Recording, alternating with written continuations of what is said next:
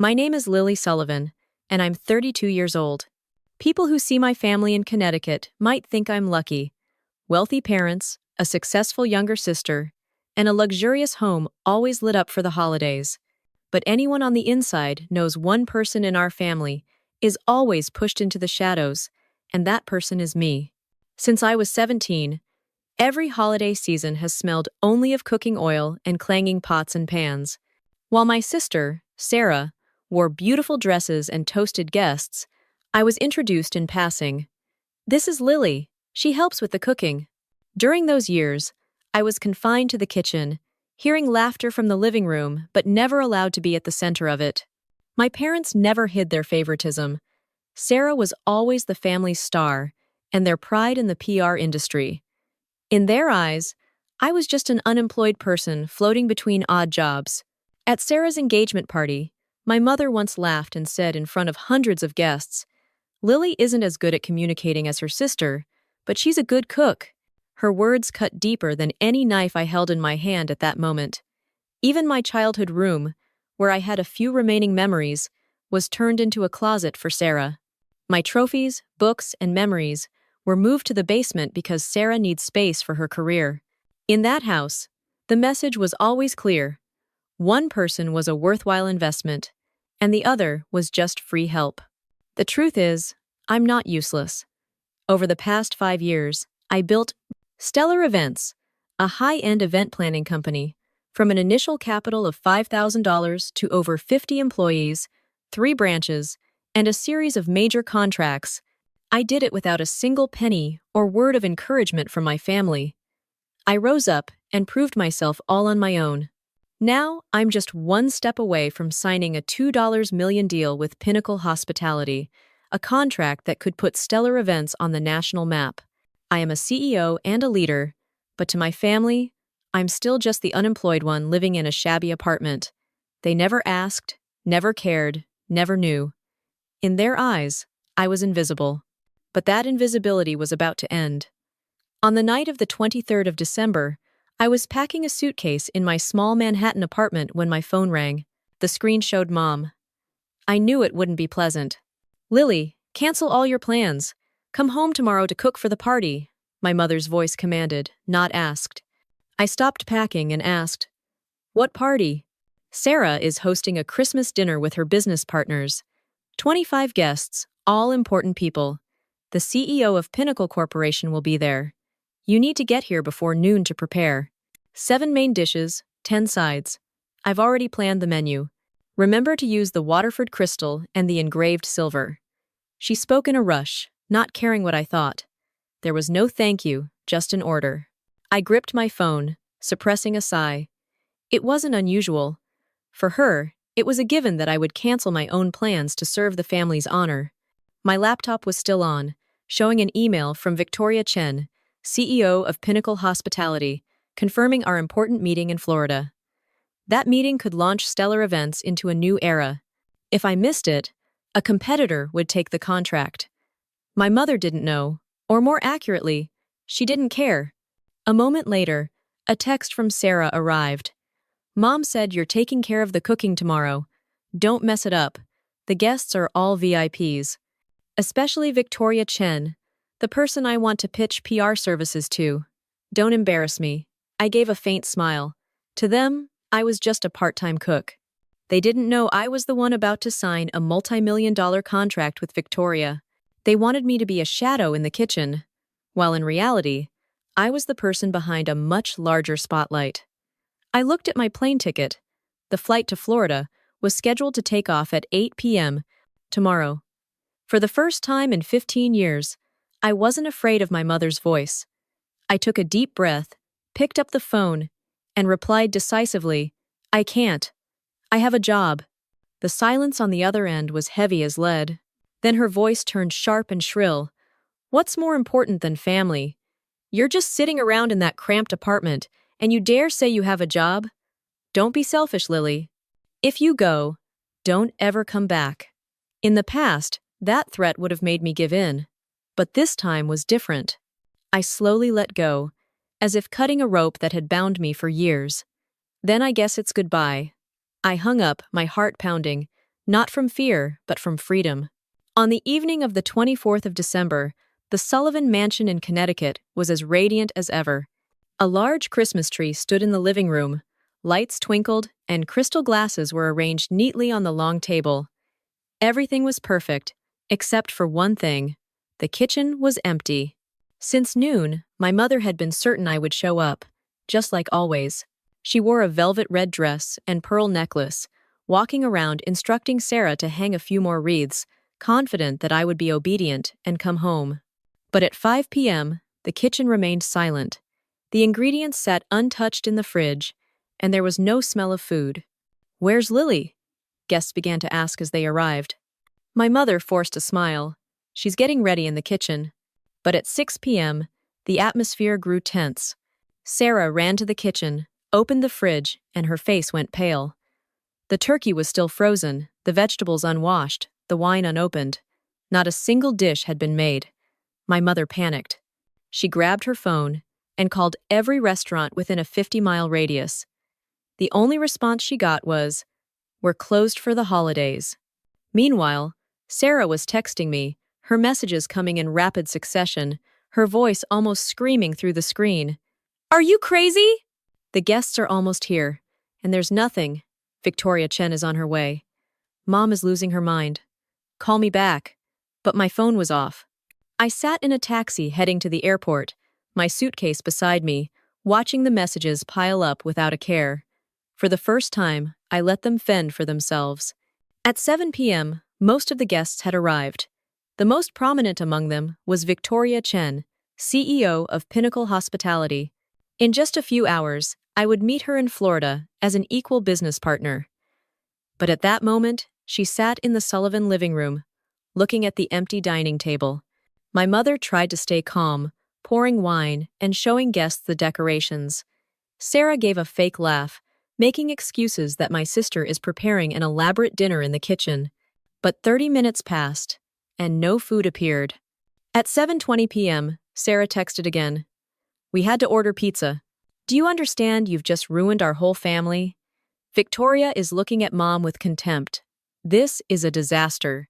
I imagined the scene, the doorbell ringing, a delivery person bringing hot pizza boxes, placing them on a table with a lace tablecloth next to the Waterford crystal my mother used to boast was the essence of high society. Whispers of discontent arose. A guest remarked bitterly, "Mrs. Sullivan always bragged about her daughter's cooking skills.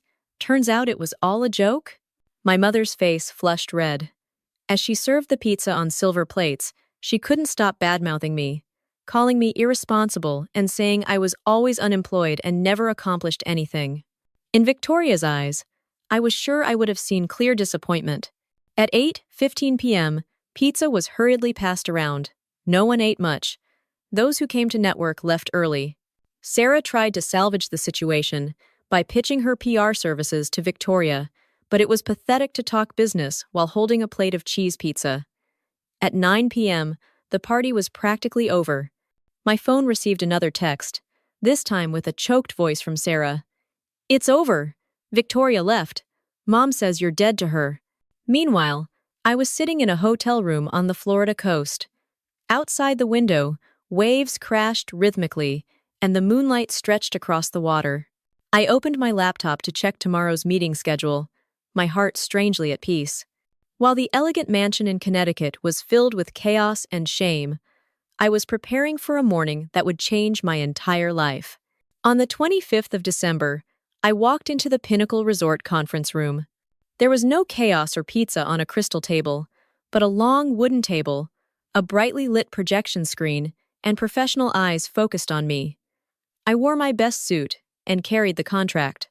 Last night, my family was humiliated in front of high society, but today, I was the CEO about to sign a $2 million deal. The contrast felt like fate's mockery. Victoria Chen entered, a hint of fatigue still on her face.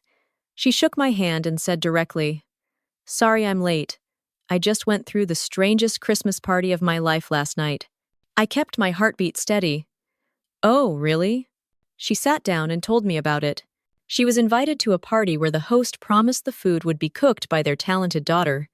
But when she arrived, the kitchen was empty, and guests had to eat hurriedly ordered pizza. Worse, the mother spent the entire evening bad-mouthing her daughter, calling her useless, unemployed, and incompetent. Victoria shook her head and sighed. That was the Sullivan family. Margaret Sullivan. Same last name as you, right? What a coincidence. I gave a slight smile, neither denying nor explaining. Sounds awkward. We moved on to the contract. My presentation was perfect. I talked about my team, our vision for expansion, and our growth numbers. Everything was going as planned until Victoria's assistant walked in with an iPad. Ma'am, we have a breaking story. A picture from last night's party is going viral on LinkedIn. The screen turned toward us. It was a picture of the Sullivans' living room. Sarah stood in the middle, my parents smiled, and I was in the background, a faint blur like a shadow. Victoria looked at the screen, then at me, her eyes wide. Lily, is this you? I nodded. Yes, it island. The room fell silent. No one breathed. Then Victoria spoke slowly. So, that woman last night, Margaret Sullivan, is your mother. The one who called her daughter unemployed and useless. Was talking about you? Yes, I replied, without trembling or making excuses. They never asked how I was living. Never cared. In their eyes, I was just a failed daughter who helped with the cooking. They had no idea about stellar events. The Pinnacle team was stunned. The lawyer put down his pen. A director exclaimed, "Oh my God." The person who can plan a 5-star event for 500 people was forced by her own mother to be an unpaid cook? Victoria looked at me and laughed not in mockery, but at the irony. You know what? Last night, she spent the whole evening trying to convince me that her daughter was incompetent. And today, I'm sitting here, signing a $2 million contract with you, the person I've been looking for 2 years. Fate really has a sense of humor. Just then, a new email popped up on the screen. Forbes, 40 under 40 cover street Ori.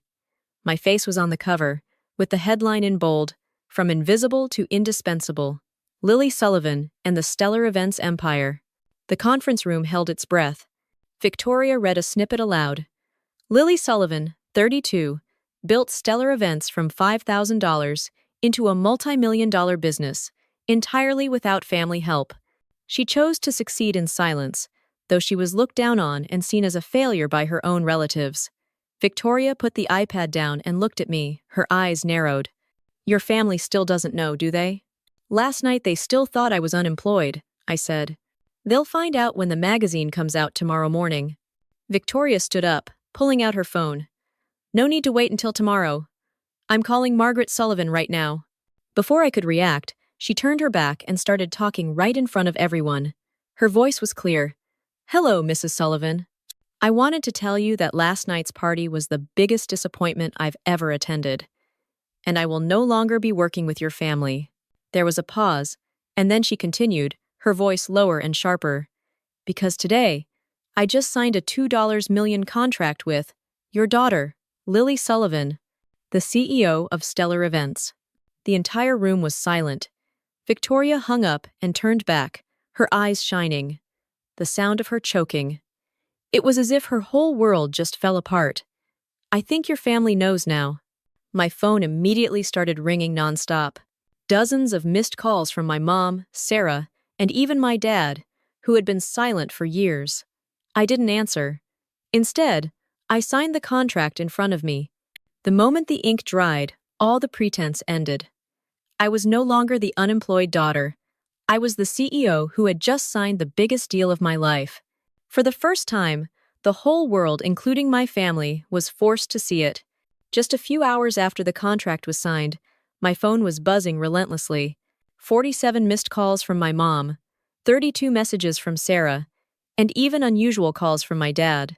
I didn't answer. Victoria smiled, raising a glass in a toast. Let them taste the consequences. This is your moment. That evening, LinkedIn exploded. Victoria posted a picture of me signing the contract with the Pinnacle team, with the caption, An honor to partner with CEO Lily Sullivan, who built Stellar Events from the ground up into a multi-million-dollar empire. She even tagged my mother, Margaret Sullivan. Within an hour, the post was flooded with congratulatory messages. Former clients commented on Stellar Events' impeccable service. Industry leaders recognized my name. And in Connecticut, my mother was surely frozen, as the world learned that the unemployed child she had just publicly shamed was the female CEO on the cover of Forbes. Sarah's text message came in, sounding like a cry, "Sister, is this real? You've been a CEO for 5 years and never said anything? Why did you hide it?" I replied briefly, "Because you never asked." My mom continued to call. When I finally answered, her voice was choked and foreign. "Lily, you're ruining the whole family. Friends are calling. Everyone's laughing at me. How long are you going to humiliate me?" I kept my voice even and cold. "I'm not the one humiliating you. You humiliated yourself when you turned me into a servant in your own home. For 5 years, you never asked how I was living. You just wanted a servant to prop Sarah up. Now everyone knows the truth. You have a successful daughter whom you never acknowledged." My father, for the first time, intervened, his voice weary. "Lily, I'm sorry. I knew what you were doing, but I stayed silent. I let your mother create a false story about you. I was a coward, and I am ashamed." The confession came late, but I heard it. I didn't blame him or forgive him. I just acknowledged it. 2 days later, everything came crashing down for them. Sarah lost a $500,000 annual PR contract because Pinnacle announced it would not work with a company that lacked family values. My mother was removed from the charity board, her reputation in tatters. Whispers spread through the high society clubs. Margaret Sullivan used to brag about her daughter's cooking, and she ended up serving pizza on Crystal while her daughter is a multi-million-dollar CEO. As for me, my inbox was filled with collaboration offers. Stellar Events was booming. I hired more staff and opened new branches. Forbes called me the woman who turned contempt into her most powerful weapon. 3 months later, I agreed to meet my family again, not at the Connecticut mansion, but at a quiet restaurant in Manhattan, my territory. They sat there, 3 familiar faces that now seemed smaller and more confused. I placed a piece of paper on the table. "These are my conditions." On it were 5 short lines. 1. Mutual respect. 2. I am no longer to be treated as a servant. 3. Public acknowledgement of my success. 4. A genuine apology, not just with words. 5. Family therapy. I will be a daughter, a sister, but never a servant again. "If you can't accept this, then we're done," my mother cried. Sarah confessed she was jealous and had been pampered at my expense. My father just quietly nodded. They agreed. But I no longer craved their recognition. I just needed clear boundaries. 6 months later, I hosted a dinner at my Manhattan apartment, a place they had never set foot in. The meal was catered by my own Stellar Events staff. I sat at the table, raised a glass, and watched my parents and Sarah awkwardly refer to the staff as the chefs and the server. The role reversal created a heavy silence in the room. I broke the silence, my voice firm. Success doesn't need permission. Respect isn't a privilege, it's a condition. And from now on, I will live by my own values. If anyone can't handle it, they can leave. No one said anything. But for the first time, I saw my mother bow her head.